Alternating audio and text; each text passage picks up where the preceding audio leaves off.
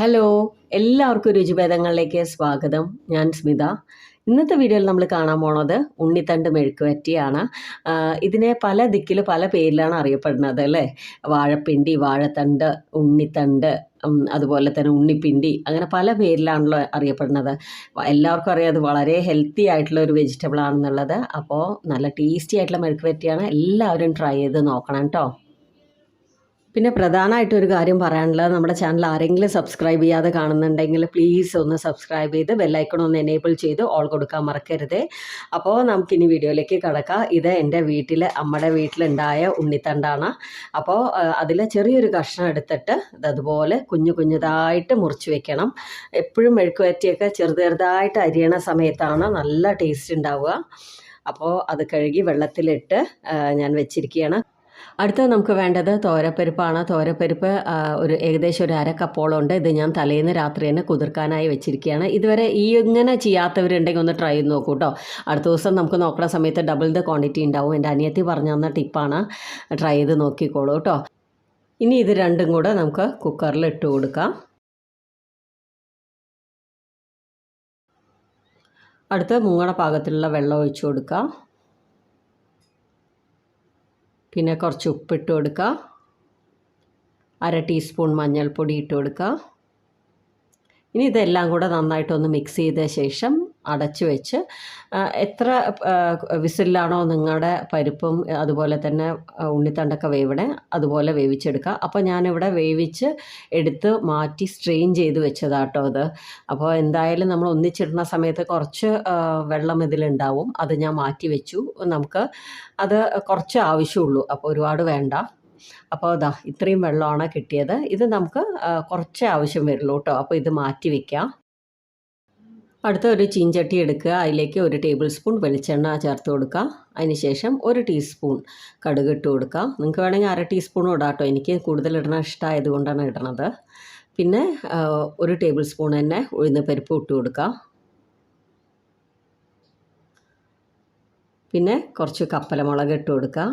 വറമുളകില്ലേ, അത് നിങ്ങളുടെ എരിവിനനുസരിച്ച് ചേർത്തോളൂ കേട്ടോ. ഇത് മാത്രമാണ് നമ്മൾ എരിവിനായിട്ട് ഉപയോഗിക്കുന്നത്. എല്ലാം കൂടെ നന്നായിട്ടൊന്ന് മിക്സ് ചെയ്യുക. ഇനി നമുക്ക് ഉണ്ണിത്തണ്ടും പരിപ്പും കൂടെ ഉള്ളത് ഇട്ട് കൊടുക്കാം. അപ്പോൾ നമ്മുടെ ഉണ്ണിത്തണ്ടിൽ എന്തൊക്കെയാണ് ഹെൽത്ത് ബെനിഫിറ്റ്സ് എന്നൊന്ന് നോക്കാം. ബ്ലഡ് പ്രഷർ പ്രിവെൻറ്റ് ചെയ്യും. അതുപോലെ ഫൈബർ കണ്ടൻറ്റ് ഒരുപാടുണ്ട്. പൊട്ടാസ്യം, വിറ്റാമിൻ B6, ഹീമോഗ്ലോബിൻ കൂട്ടും. അതുപോലെ തന്നെ ബോഡിയിലെ ഫ്ലൂയിഡ് ബാലൻസ് ചെയ്യാൻ പ്രധാനമായിട്ട് സഹായിക്കും. പിന്നെ നമ്മുടെ ബോഡിയിലെ ഈ ഡീടോക്സിഫൈ ചെയ്ത് ഹെൽപ്പ് ചെയ്യും. അങ്ങനെ കുറേ കാര്യങ്ങളുണ്ട് അല്ലേ. അപ്പോൾ അത്രയും നല്ല ഒരു വെജിറ്റബിളാണ് നമ്മുടെ ഈ ഒരു ഉണ്ണിത്തണ്ട്. ഇനി അടുത്തത് നമ്മൾ സ്ട്രെയിൻ ചെയ്ത് മാറ്റി വെച്ച വെള്ളം ഉണ്ടല്ലോ, അത് കുറച്ചെടുത്ത് ഒഴിച്ചു കൊടുക്കുക. അതുപോലെ തന്നെ കുറച്ചുകൂടെ ഉപ്പ് വേണം തോന്നി എനിക്ക്, അതുകൊണ്ട് കുറച്ചുകൂടെ ഇട്ട് കൊടുത്തു. ഇനി ഇതെല്ലാം കൂടെ നന്നായിട്ട് മിക്സ് ചെയ്യുക. അപ്പോൾ ഇത് വറ്റി വരേണ്ട ഒരു താമസമേ ഉള്ളൂ കേട്ടോ നമ്മുടെ മെഴുക്ക് വരട്ടി റെഡി ആവാനായിട്ട്. അത്രയും എളുപ്പത്തിൽ ഉണ്ടാക്കാൻ പറ്റണ ഒരു മെഴുക്ക് വരട്ടിയാണ്. ടേസ്റ്റ് ആണെങ്കിൽ പറയും വേണ്ട, നല്ല ടേസ്റ്റി ആയിട്ടുള്ള ഒരു മെഴുക്ക് വരട്ടിയാണ്. ഉണ്ണിത്തണ്ട് ഇഷ്ടമില്ലാത്തവർക്ക് പോലും ഇങ്ങനെ ഉണ്ടാക്കി കൊടുത്തു കഴിഞ്ഞാൽ അവർ ഇഷ്ടപ്പെടും കേട്ടോ. അപ്പോൾ ഞങ്ങളുടെ വീട്ടിൽ മിക്കവാറും ഇങ്ങനെയാണ് ഉണ്ടാക്കാറ്. പിന്നെ തേങ്ങയൊക്കെ ഇട്ടിട്ട് ഉണ്ടാക്കും, അത് വേറൊരു രീതിയാണ്. അത് ഞാൻ പിന്നീട് അപ്ലോഡ് ചെയ്യുന്നതാണ്. പിന്നെ നമുക്ക് ഞാൻ ഉണ്ണിത്തണ്ട് കൊണ്ട് ഒരു സ്നാക്സ് ഉണ്ടാക്കിയിട്ടുണ്ട്. അതിൻ്റെ ലിങ്ക് ഡിസ്ക്രിപ്ഷനിൽ കൊടുക്കുക. അതും നല്ല ടേസ്റ്റി ആയിട്ടുള്ള ഒരു സ്നാക്സ് ആട്ടോ. അപ്പോൾ ഇതൊക്കെ ട്രൈ ചെയ്ത് നോക്കുക. അപ്പോൾ നിങ്ങളുടെ അഭിപ്രായങ്ങൾ കമൻറ്റിലൂടെ അറിയിക്കാനും മറക്കരുത്. പിന്നെ വീഡിയോ ഇഷ്ടമായിട്ടുണ്ടെങ്കിൽ നിങ്ങളുടെ ഫ്രണ്ട്സ് ആൻഡ് ഫാമിലിക്കൊക്കെ ഷെയർ ചെയ്ത് കൊടുക്കുക. അപ്പോൾ വെള്ളം വറ്റി വന്നു കഴിഞ്ഞാൽ ഇങ്ങനെ ഇടയ്ക്കിടയ്ക്ക് ഒന്ന് ഇളക്കി കൊടുത്താൽ മതി. വറ്റിക്കഴിഞ്ഞ് കഴിഞ്ഞാൽ ഫ്ലെയിം ഓഫ് ചെയ്യുക. ഒരുപാട് ഡ്രൈ ആക്കാനായിട്ട് നിൽക്കണ്ട കേട്ടോ. കാരണം എന്താണെന്ന് വെച്ച് കഴിഞ്ഞാൽ പിന്നെ വല്ലാണ്ട് അങ്ങോട്ട് ഡ്രൈ ആയി പോവും. അപ്പോൾ ഒരു ചെറിയ രീതിയിൽ വറ്റി വന്നു കഴിഞ്ഞാൽ ഓഫ് ചെയ്യുക. അപ്പോൾ കഴിക്കാറാവണ സമയമാകുമ്പോഴേക്കും ഉണ്ടല്ലോ അത് കറക്റ്റായിട്ടുള്ള പെർഫെക്റ്റ് കൺസിസ്റ്റൻസിയിലെത്തും. അപ്പോൾ ഇത്രയേ ഉള്ളൂ.